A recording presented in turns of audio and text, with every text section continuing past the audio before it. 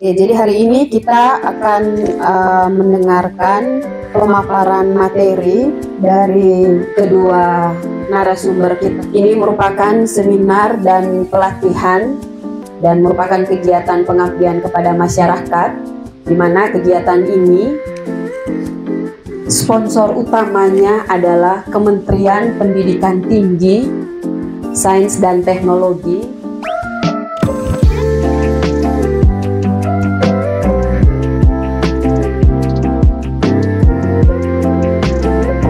Jadi ini kolaborasi antara Setia Karya dan Rumah Baca Aksara, di mana Rumah Baca Aksara ini sudah melaksanakan gerakan ekonomi pemberdayaan serta kegiatan pendampingan dan pemberdayaan di sejumlah kelompok atau komunitas berbasis literasi ekologi. Dan inisiatif ini berjalan sejalan dengan tren global yang menekan pentingnya produk berbasis bahan organik. Salah satu yang dikembangkan oleh Rumah Baca Aksara itu adalah produk sabun organik, ya. Nah, bukan semata untuk tujuan komersial, tetapi juga sebagai satu misi sosial dan ekologis, ya. Sekarang yang digaungkan dalam konsep ekonomi kita itu adalah ada istilah green economy, ya, ekonomi hijau, yang memang produk-produk yang kemudian dihasilkan atau dikomersialkan digunakan oleh konsumen dalam skala yang lebih besar itu harus memboncengi visi ekologis, ya. Nah, tujuan utama inisiatif dari RBA ini mengedukasi masyarakat mengenai pentingnya produk berbahan alami yang ramah lingkungan. Jadi meskipun masih dalam skala yang kecil, tetapi produk-produk yang dihasilkan oleh RBA ini kemudian itu sebetulnya bisa menumbuhkan ekonomi komunitas ini. Dari hasil komersialisasi nanti mereka akan mendapatkan sedikit profit yang juga akan dipakai untuk menghidupi komunitas itu. Persoalan existing, ya, hasil survei dari kami ada sekurang-kurangnya 4 persoalan yang sebetulnya meskipun di awalnya saya katakan begini, komunitas RBA ini dinamis dalam. Senang sekali tahun ini Sekolah Tinggi Ilmu Ekonomi Karya mendapatkan pendanaan dari Kemdikti Saintek dalam skema pengabdian kepada masyarakat, dan kami memilih Rumah Baca Aksara sebagai mitra pengabdian kepada masyarakat karena selama 4 tahun telah memproduksi sabun herbal. Di sini kami menemukan beberapa masalah, diantaranya adalah manajemen persediaan bahan baku, lalu keterbatasan alat produksi dan packagingnya serta pemasarannya. Dari permasalahan-permasalahan yang kami temui, ada beberapa solusi yang kami temukan dalam proses pengabdian dan diskusi bersama pihak RBA, dan kami mendapatkan beberapa solusi, yaitu yang pertama, memastikan adanya kerjasama, hubungan kerjasama dengan petani minyak kelapa. Lalu yang kedua, kami menambahkan beberapa alat produksi untuk melancarkan kegiatan produksinya, dan yang ketiga adalah inovasi packaging, di mana di sini kami melakukan inovasi terkait kemasan yang kami gunakan nanti akan menggunakan kertas daur ulang yang ketebalannya terukur. Lalu yang keempat adalah memastikan bahwa pelaksanaan kampanye produk melalui mahasiswa, peserta kegiatan, dan juga pemanfaatan media sosial yang masif. Sabun organik ini artinya kalau organik, ya, kalau baik untuk manusia maka baik untuk alam.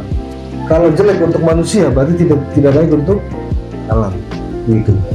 Kenapa kita perlu mengetahui sejarah sabun? Karena selama ini kita hanya menjadi konsumen, tidak pernah menjadi produsen.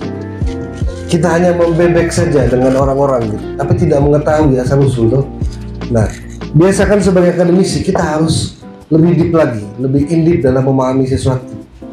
Nah, kita mulai dengan sejarah sabun. Sabun itu pada zaman dahulu Pembuatan sabun benar-benar menggunakan bahan alami yang terbuat dari produk tumbuhan dan hewani.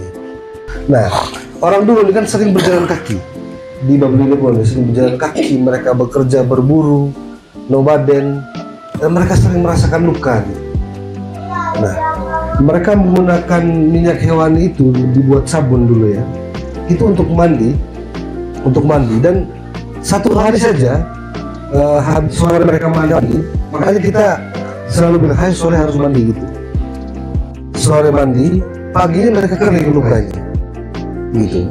Jadi sabun itu hakikatnya minyak hewani dan nabati adalah sebagai sebagai pengobatan untuk luka-luka, menyehatkan kulit gitu. Dia bukan untuk glowing, tidak, dia untuk mengobati. Secara pribadi saya sangat senang terlibat dalam kegiatan ini sebagai salah satu anggota tim dari program pengabdian kepada masyarakat Sekolah Tinggi Ilmu Ekonomi Karya. Dukungan Kemdikti Saintek sangat berpengaruh pada kami untuk terlibat penuh memberikan kontribusi pada komunitas RBA ini. Selama 4 tahun belakangan ini mereka bergerak untuk memproduksi sabun gitu ya. Karena produk ini menggunakan bahan-bahan alami yang berada di sekitar kita. Kemudian proses pembuatannya juga tidak terlalu rumit, dan ini saya kira menjadi bekal yang cukup bagi kami. Oke, halo semuanya, saya Dorce Dangung, mahasiswa STI Karya Ruteng. Sekarang saya berada di semester 4 Prodi Akuntansi. Jadi pada kesempatan ini kami sedang mempraktikkan cara pembuatan sabun herbal di rumah baca aksara.